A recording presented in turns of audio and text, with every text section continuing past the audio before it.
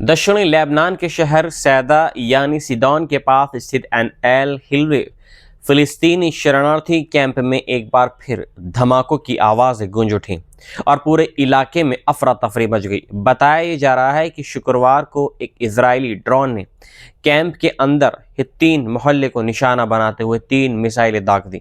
ये इलाका बेहद घनी आबादी वाला है, जहां तंग गलियां हैं, रिहायशी मकान हैं और छोटे छोटे फील्ड्स हैं। और हमले के बाद हर तरफ धुआं, चीख पुकार और भगदड़ मच गई। लेबनान की आधिकारिक नेशनल न्यूज़ एजेंसी ने पुष्टि की है कि इस हमले में कई लोग घायल हुए हैं। हालांकि घायलों की सटीक संख्या अभी तक स्पष्ट नहीं की गई है, लेकिन स्थानीय सूत्रों के मुताबिक घायलों में महिलाएं और बच्चे भी शामिल हैं, क्योंकि हमला ऐसे समय में हुआ है जब लोग अपने रोजमर्रा के कामों में व्यस्त थे। उधर इजरायली सेना ने एक बार फिर एक बयान जारी कर दावा किया है कि उसने एन अल हिल्व इलाके में मौजूद एक हमास कमांड सेंटर को निशाना बनाया है और उसके मुताबिक ये ठिकाना इजराइल के खिलाफ हमलों की साजिश रचने के लिए इस्तेमाल किया जा रहा था।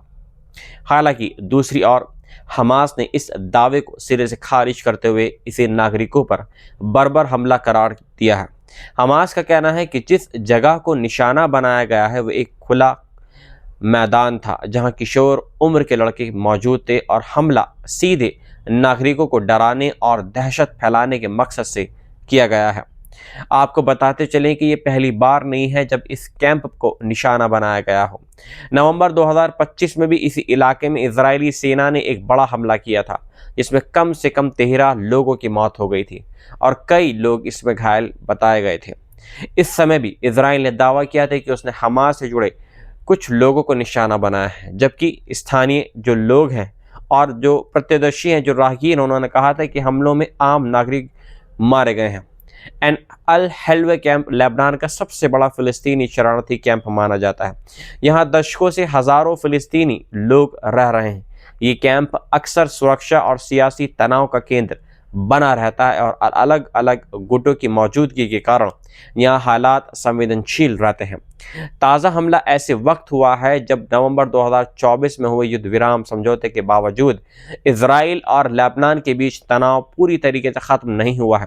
लेबनान का आरोप है कि इजराइल बार बार सीज फायर का उल्लंघन कर रहा है और अब तक सैकड़ों लोग इन झड़पों और हमलों में मारे गए हैं। इसके अलावा इजराइल अभी भी दक्षिणी लेबनान की 5 पहाड़ी चोटियों पर कब्जा बनाए हुए हैं, जिन्हें हालिया संघर्ष के दौरान अपने कंट्रोल में लिया गया था, और साथ ही कुछ दूसरी जो लेबनानी इलाके हैं वहां पर भी दशकों से कब्जा बना हुआ है।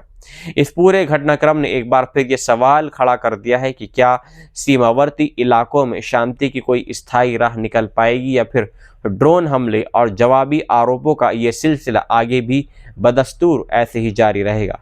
फिलहाल एन एल हिल्वे कैंप में डर और गम का माहौल है। घायल लोगों को नज़दीकी अस्पतालों में पहुंचाया जा रहा है और स्थानीय प्रशासन हालात पर नज़र बनाए हुए हैं। लेकिन ज़मीन पर मौजूद लोगों के लिए ये एक और ऐसा दिन है जब उन्होंने अपने घरों के ऊपर मंडराते ड्रोन और अचानक गिरती मिसाइलों के साए में ज़िंदगी गुजारनी पड़ रही है। वहीं दूसरी खबर यरूशलेम से आ रही है, जहां रमज़ान के पहले जुमे पर नमाज पढ़ने के लिए मस्जिद अल अक्सा जाने वाले फ़िलिस्तीनी इबादत गाहों और नमाजियों पर इजराइल ने कड़े प्रतिबंध लगा दी हैं और वेस्ट बैंक से कब्जे वाले पूर्वी यरूशलेम में दाखिल होने के लिए पहले से सुरक्षा मंजूरी लेना कंपलसरी कर दिया है। सुबह ही सैकड़ों फिलिस्तीनी लोग चेक पोस्टों पर जमा हो गए थे ताकि वे अल अक्सा मस्जिद में नमाज अदा कर सकें, लेकिन सुरक्षा बलों ने बड़ी संख्या में लोगों को वापस लौटा दिया, जबकि कुछ लोगों के पास पहले से जारी परमिट भी मौजूद थे। इसके बावजूद उन्हें आगे बढ़ने की इजाज़त नहीं दी गई। हालात ऐसे थे कि यरूशलेम के आसपास के सैन्य चेक पोस्टों पर भारी भीड़ उमड़ पड़ी और इजरायली सेना ने बड़ी तादाद में जवान तैनात कर दिए।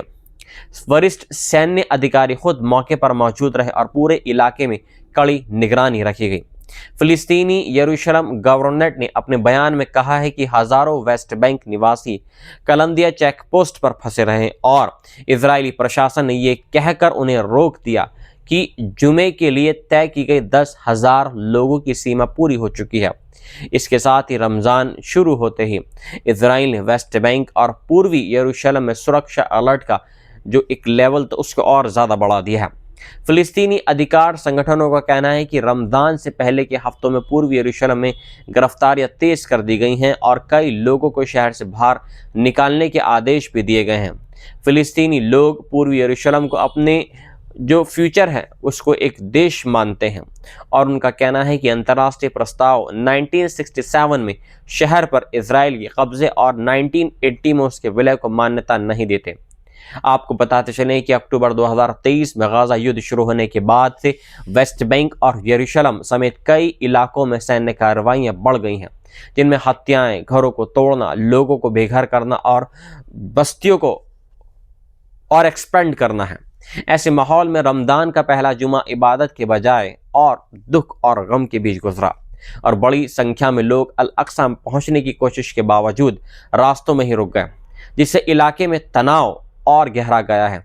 वहीं एक और बड़ी खबर वाशिंगटन से सामने आ रही है, जहां इंटरनेशनल स्टेबलाइजेशन फोर्स यानी ISF के commander major general Jasper Jeffers ने ऐलान किया है कि 5 देशों ने इस नई सुरक्षा फोर्स में अपने सैनिक भेजने का वादा किया है।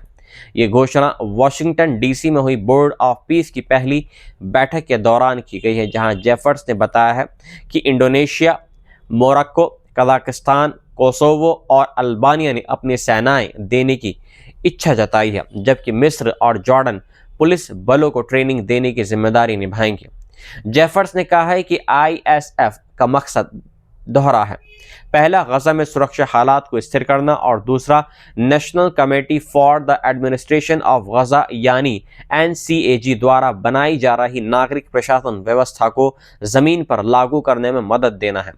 उन्होंने बताया है कि पिछले कई महीनों से अमेरिकी सैन्य एक्सपर्ट की एक टीम गजा में बुनियादी ढांचा तैयार कर रही है और अब एक संयुक्त ऑपरेशन सेंटर से काम शुरू हो चुका है, जो इस फोर्स का मुख्यालय होगा। तैनाती की योजना के बारे में जानकारी देते हुए जेफर्स ने कहा है कि पूरे गजा को 5 सेक्टरों में बांटा जाएगा और हर सेक्टर में ISF की एक ब्रिगेड तैनात की जाएगी। शुरुआती फेज में रफा सेक्टर में सबसे पहले फोर्स को उतारा जाएगा और वहीं पुलिस ट्रेनिंग का जो कार्यक्रम है, जो कैंप में, वो भी वहीं से ही चलाए जाएंगे। इसके साथ ही मिड टर्म योजना के तहत धीरे धीरे बाकी सेक्टरों में और इसको एक्सपेंड किया जाएगा और लंबी जो अवधि है उसको पूरा किया जाएगा, जहां 12,000 प्रशिक्षित पुलिसकर्मी और 20,000 ISF के सैनिक तैनात किए जाएंगे। जेफर्स ने यह भी एक घोषणा की है कि इंडोनेशिया ने डिप्टी कमांडर का पद स्वीकार कर लिया है, जिससे ये साफ है कि इस मिशन में मुस्लिम बहुल देशों की भी अहम भूमिका रहेगी। उन्होंने अपने इंटरव्यू में कहा है कि इन शुरुआती कदमों से गजा को ये सुरक्षा देने में मदद मिलेगी जिसकी उसे भविष्य की तरक्की और स्थायी शांति के लिए बहुत ज़्यादा ज़रूरत है।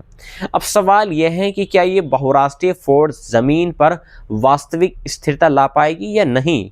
इसे स्थानीय और क्षेत्रीय राजनीति की चुनौतियों का सामना करना पड़ेगा, लेकिन फिलहाल बोर्ड ऑफ पीस की इस बैठक के बाद ये साफ हो गया है कि गजा में एक नई इंटरनेशनल सिक्योरिटी व्यवस्था की नींव रख दी गई है और आने वाले महीनों में इसकी तैनाती पूरे क्षेत्र की सियासत और सुरक्षा समीकरण को प्रभावित कर सकती है।